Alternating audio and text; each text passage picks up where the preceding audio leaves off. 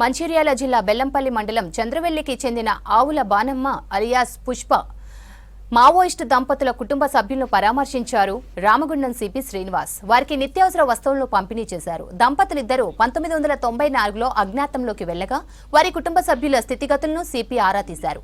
అజ్ఞాతం వీడి జనజీవన స్రవంతిలో కలిస్తే ప్రభుత్వం అన్ని విధాలా ఆదుకుంటుందని తెలిపారు. పూర్తిగా లొంగిపోతే పునరావాసం కల్పిస్తామని తెలిపారు సిపి శ్రీనివాస్.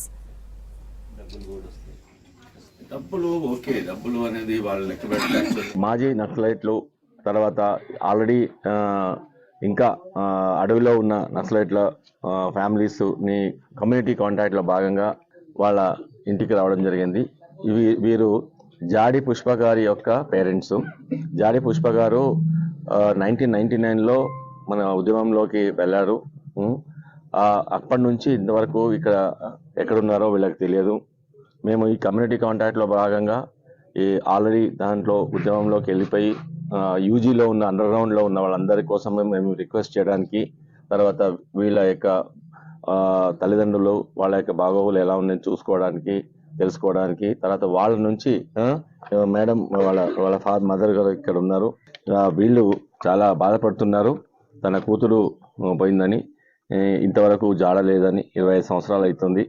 సో వీళ్ళ ఇంట్లో కూడా ఉన్న 2-3 ఒకరు జరిగింది. వాళ్ళు ఇంకా చాలా బాధలో ఉన్నారు. అడవిలో నుంచి జనజీవన స్రవంతిలోకి రావాలని కోరుకుంటాము. అలాగే మొత్తము పెద్దపల్లి అండ్ మంచిర్యాల మొత్తం టోటల్ కమిషనరేట్లో చూస్తే మొత్తం 17 మంది అండర్ గ్రౌండ్లో ఉన్నారు.